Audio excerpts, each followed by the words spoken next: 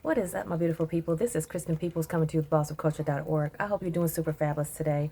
I am. Hey, I just hit you with some rose incense. And what does rose do? What does it represent, rather? It represents love. And I want to send to you guys the energy of love because when we love ourselves, we can love and appreciate other people. So I want to send you guys that energy right now. If you are new here, welcome. Here we talk about all things navigating toxic work environments. And if you are a subscriber here, thank you so much for coming back. I love you.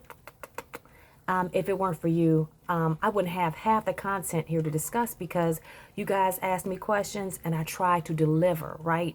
Like I told you, and I tell you guys in almost every video, this is a dialogue. And so let me know what you guys want to discuss. And I am all here for it. Okay. So it's not about me. It's not about just my stories. I want to reflect your stories as well. Answer your questions so that you know how to move about a toxic work environment and level up, if you will. So I want to start off, as I do with mostly all my videos here, with the affirmation in hopes that it will bless you and just kind of give you some more direction. You guys, today I pulled the card from the self-care deck, and it's called Clean Your Space. And this particular card, when I look at it, I see a young lady cleaning the window, right? And when I look at this, and I want you guys to do the same thing, and the reason why I want you guys to look at this image is I just had a comment dialogue, if you will, with one of my subscribers here. And she was saying how we need to start listening to our intuition, right? And I tell you guys that a lot here. And, you know, we all have the gift of discernment. And so when we look at this card, I want to guide you guys in the whole exercise of trusting yourself, because oftentimes we let people tell us what we should be seeing. We let people tell us what we should be thinking. And in this image, I personally see someone like cleaning not only just their windows, but cleaning their lens, cleaning up and tidying their space so that they can make way for the new. Now, this book is going to tell you, the book that comes with this particular self-care deck, you know, it has its own definition. And I believe it talks about just making sure that you remove the clutter out of your life. And that too applies to this card. But when I look at this card and trusting my gut and what it's telling me is that, you know, cleanse the way you look at things, right? There's always a new perspective in looking at things, but you can't look at things through a foggy lens. So trust yourself, trust your gut. And just when you remove things in your life that no longer serve you, you can see clearly. So I'm all about clarity when I look at this card. And I'm curious as to what you guys thought when you looked at this card as well. Again, it's all about me trying to tap into your highest potential. So hopefully you find that exercise that I just showed you in terms of asking you what you saw in that image as beneficial. Okay? Because for a long time, I didn't trust myself. And that's what kind of got me into a little bit of trouble in terms of staying someplace too long. So hopefully when you learn to trust yourself, listen to your gut, you know that what you are seeing and what you're understanding is the truth for you.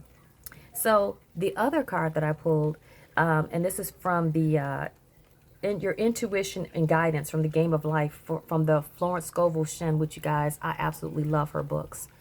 And it says, I'm always under direct inspiration. I make right decisions quickly.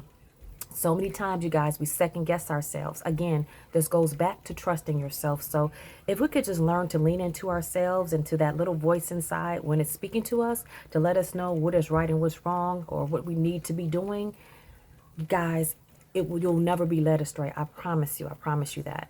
So I wanted to pop in real quick because there was a gentleman who wrote into me and he said that he was let go essentially from his job. He'd been there for quite some time. He'd been, I want to say maybe like 20 years or so.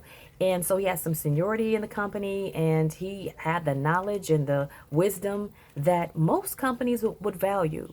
But for whatever reason, he said they let 7 out of the 10 people go that had been in his department for a long time. So apparently they were looking for some fresh blood, if you will.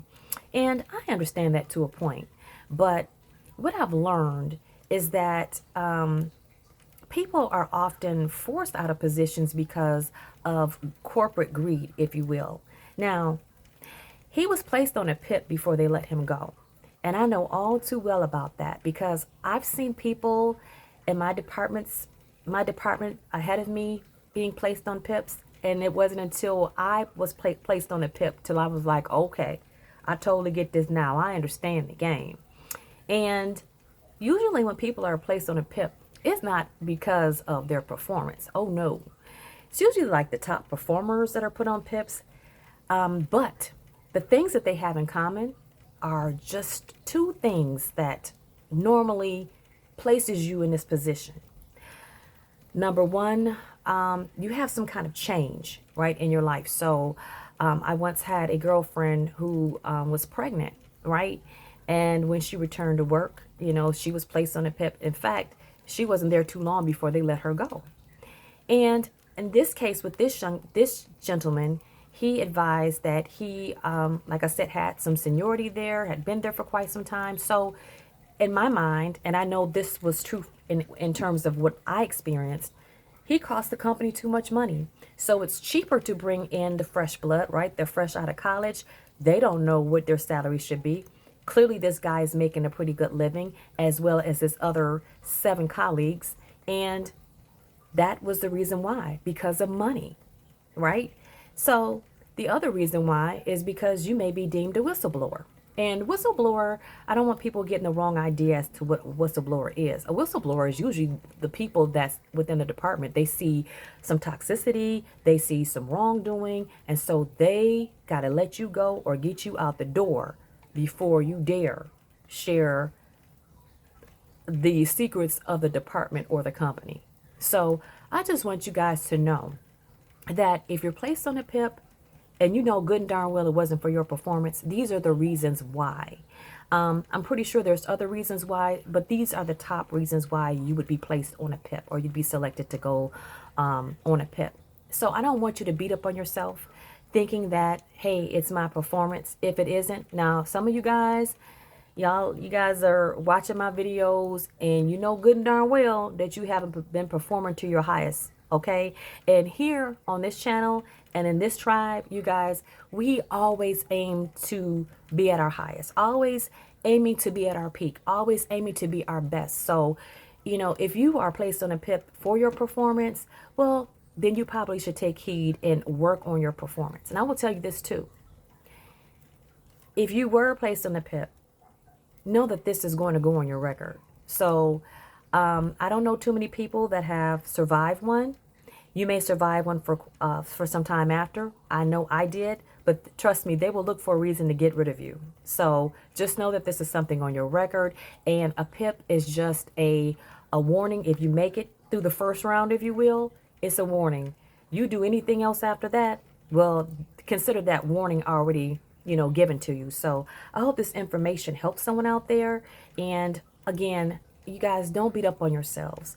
Usually the people that are the brightest and the best, when you have incompetent leadership, you outshining them, baby. So that's the reason why you have been chosen. You have been selected because you are just making that you remind them each and every day of everything they're not. And when they reflect on themselves and they don't like what they see, they want you to feel what they feel. So don't take it personally. And if you find yourself in this situation, you guys, don't wait around for the shoe to drop. Start preparing to look elsewhere. Now, this gentleman, he said he is looking forward to his time in the sunshine and in the sand and blue waters. He was blessed to be in a position where he could retire. I too retired early, forced retirement, if you will. But guess what? He was in a position where it benefited him to be out of that position. So kudos to him. And I told him all the best in this new chapter. He's looking forward to it, even though he wasn't planning on, retiring so soon. But I'll tell you what, when things happen, trust in the divine timing. Trust that things are happening to you for a reason, right? You need to be pushed into a direction, if you will, if you're staying in a situation that's, that you've outgrown. So accept the growth, roll with the punches, and just trust in life and trust in what God has in store for you or whomever your higher power is. So, again, I hope this message has touched someone out there or helped someone out there. I am Kristen Peoples with bossofculture.org. Bye.